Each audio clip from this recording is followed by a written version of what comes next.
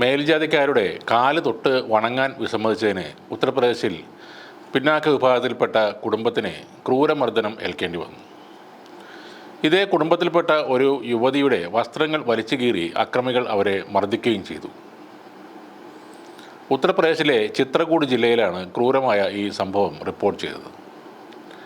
മേൽജാതിക്കാരനായ ആളുടെ വീടിന് മുന്നിൽ നിന്ന് എന്തിനാണ് ഭക്ഷണം കഴിച്ചതെന്ന് ചോദിച്ച് ഒരാൾ തന്നെ ശൂദ്രൻ എന്ന് വിളിച്ചതായി ആക്രമണത്തിൽ പരിക്കേറ്റ യുവാവ് പറയുന്നു. പരിക്കേറ്റവരിൽ ഒരാളായ വിഷ്ണുകാന്ത് എന്ന യുവാവാണ് മാധ്യമങ്ങളോട് ഈ അക്രമം നടന്ന സംഭവങ്ങളും കാര്യങ്ങളും വിവരിച്ചത്. താൻ ജോലി കഴിഞ്ഞ് മടങ്ങുന്നതിനിടെയാണ് ഒരാൾ തന്നെ വഴിയിൽ തടഞ്ഞു വെച്ച് ചോദ്യം ചെയ്തതെന്ന് അദ്ദേഹം പറയുന്നു. താഴ്ന്ന ജാതിക്കാർ ബ്രാഹ്മണരെ അനുസരിക്കണം, ഇതുവഴിയെ കടന്നു പോകുമ്പോൾ തങ്ങളുടെ കാൽ തൊട്ട് വണങ്ങണമെന്നും ഇവർ പറഞ്ഞതായി വിഷ്ണുകാന്ത് പറയുന്നു. തുടർന്ന് അയാളുടെ കാൽ തൊട്ട് വണങ്ങാൻ ഇവർ വിസമ്മതിച്ചപ്പോൾ അവർ തന്നെ മർദ്ദിച്ചെന്നും വിഷ്ണുകാന്ത് പറയുന്നു. തുടർന്ന് കാൽ തൊട്ട് വണങ്ങാൻ പറഞ്ഞപ്പോൾ ആ കാര്യം നിരസിച്ചതിനെ തന്നെ അവർ ക്രൂരമായി മർദ്ദിച്ചെന്നും വിഷ്ണുകാന്ത് മാധ്യമങ്ങളോട് പറഞ്ഞു. അയാൾ എന്നോട് കാൽ തൊട്ട് വണങ്ങാൻ ആജ്ഞാപിച്ചു.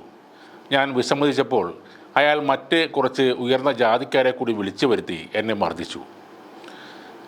അവരെ തടയാൻ ശ്രമിച്ച എൻ്റെ 2 സഹോദരന്മാരെയും അവർ മർദ്ദിച്ചു. എന്നെ രക്ഷിക്കാൻ ഓടിവന്ന എൻ്റെ സഹോദരിയെ അവർ മർദ്ദിക്കുകയും അവരുടെ വസ്ത്രങ്ങൾ വലിച്ചു കീറുകയും ചെയ്തു എന്നാണ് വിഷ്ണുകാന്ത് പറഞ്ഞത്. സംഭവസ്ഥലത്ത് നിന്ന് രക്ഷപ്പെട്ട് വീട്ടിലെത്തിയ തങ്ങളെ പിന്തുടർന്ന് വന്ന ഈ അക്രമികൾ തങ്ങളുടെ വീടുകൾ തല്ലിത്തകർത്തെന്നും അദ്ദേഹം അറിയിച്ചു. ഇവരുടെ കുടുംബത്തിൻ്റെ പരാതിയുടെ അടിസ്ഥാനത്തിൽ കേസെടുത്തതായി പോലീസ് അറിയിച്ചു.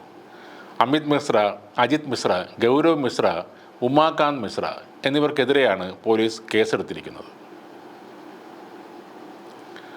ഉത്തർപ്രദേശിൽ നടക്കുന്ന പല കുറ്റകൃത്യങ്ങളിലും പ്രതികളാകുന്നവരുടെ വീടുകൾ ബുൾഡോസർ വെച്ച് തകർക്കുന്ന ആളാണ് അവിടുത്തെ മുഖ്യമന്ത്രി യോഗി ആദിത്യനാഥ്. ഈ കേസിൽ അദ്ദേഹം അങ്ങനെ ചെയ്യുമോ? അത് കണ്ടു തന്നെ അറിയണം. കാരണം ഉയർന്ന ജാതിക്കാർക്കെതിരെ അത്തരം നടപടികളെടുത്താൽ BJPക്ക് നഷ്ടമാവുന്നത് സവർണരുടെ വോട്ട് ബാങ്കാണ്. അതിനവർ ഒരിക്കലും തയ്യാറാവുകയുമില്ല.